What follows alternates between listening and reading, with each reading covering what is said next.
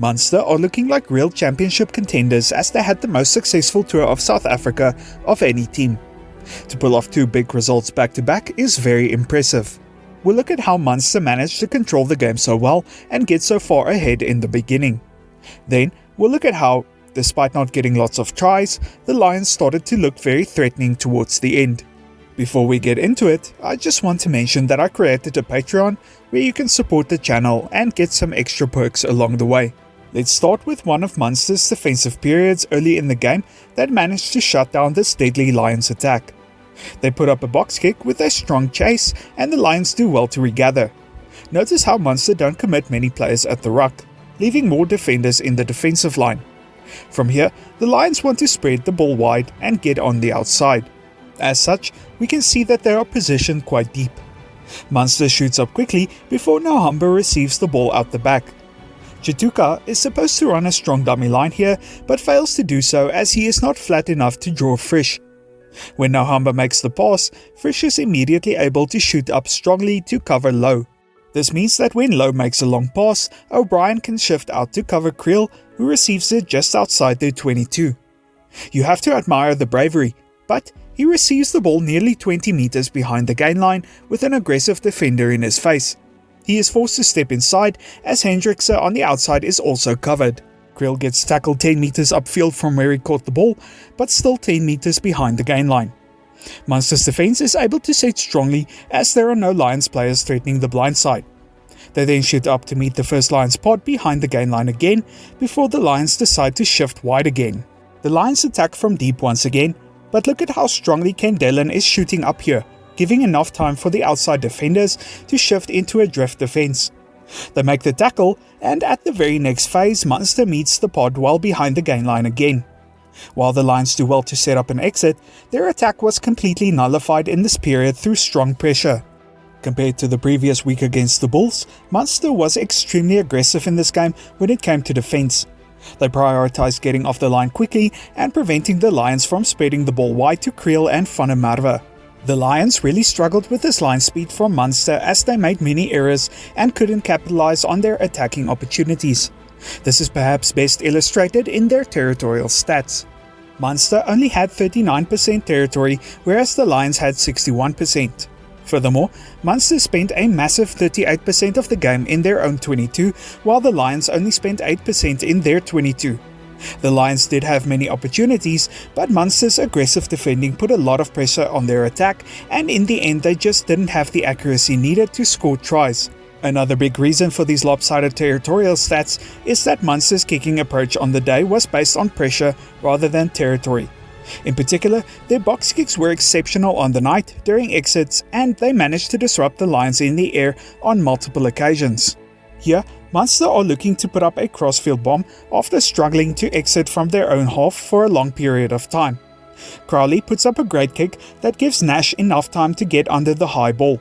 However, both Low and Cronje are too slow to react to be effective blockers when retreating back. Also, look at how close to the sideline Nash is running in this instance. This gives him a clear path behind the blockers to disrupt. Nash does indeed disrupt effectively, and Zebo regathers before Munster win a penalty at the very next ruck. An even better example of the Lions' inaccuracy happened 2 minutes before this kick when Munster get a free kick from the line-out. Crowley sends the ball high, with Daly chasing strongly. However, look at how many Lions forwards there are here acting as blockers. All of them are retreating too slowly, which allows Daly to get in amongst all of them. This really should not be happening, as one player cannot be effective against 7. The Lions coaching staff need to communicate with their players that they should be working harder in these situations to get back. Another key area where Munster got the upper hand was at the lineout and maul. This season, the Lions have had a subpar lineout, and it really affected them in this game.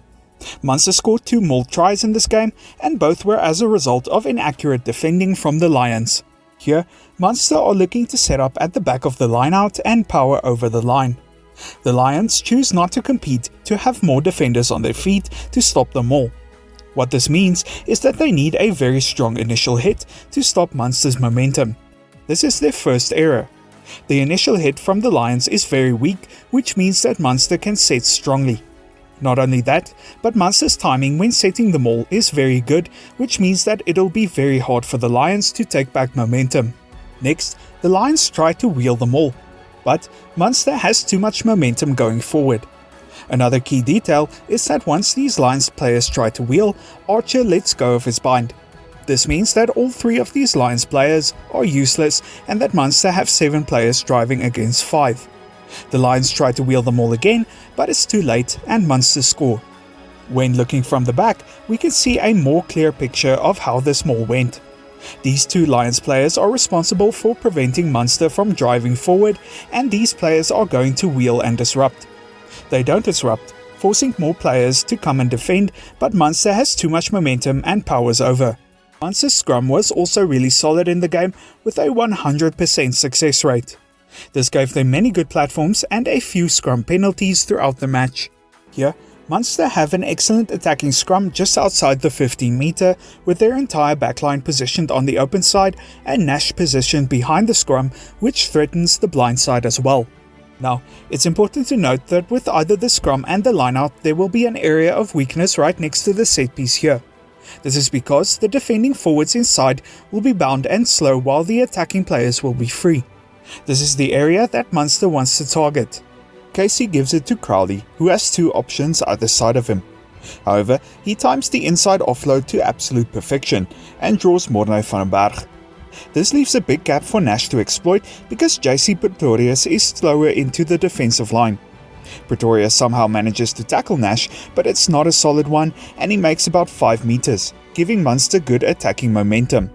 Also, notice that before Nash breaks the gain line, Gavin Coombs is already folding around to slot into the backline in hopes of creating a mismatch. The ruck is extremely quick on top of that, and the Lions forwards just don't have enough time to fold over and drift, giving Munster their numbers advantage.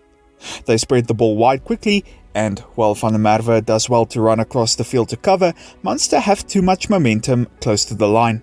When they give the ball to Coombs, it is in fact a mismatch, as Nohamba and Edwil van der Merwe, the 2 smallest players in the Lions team, has to tackle Coombs. Coombs gives a brilliant offload to Daly, and Munster scores. Compared to the Bulls the previous week, Munster were also more willing to play with risk on attack. They were more likely to make offloads while attacking the gain line. Despite being careful about not overcommitting on attack, when Munster were given opportunities, they took them well. I also thought that Jack Crowley had an excellent game and that he gave his team a lot of advantage through his kicking. Of course, this is what you would expect from Ireland's best 10, but he's still only 24 years old and it's nice to see such experience at this age. But the Lions did manage to get into the game as the match went on and were genuinely threatening towards the end of the second half. On defense, the Lions focused on competing heavily at the breakdown to slow down Munster's ball.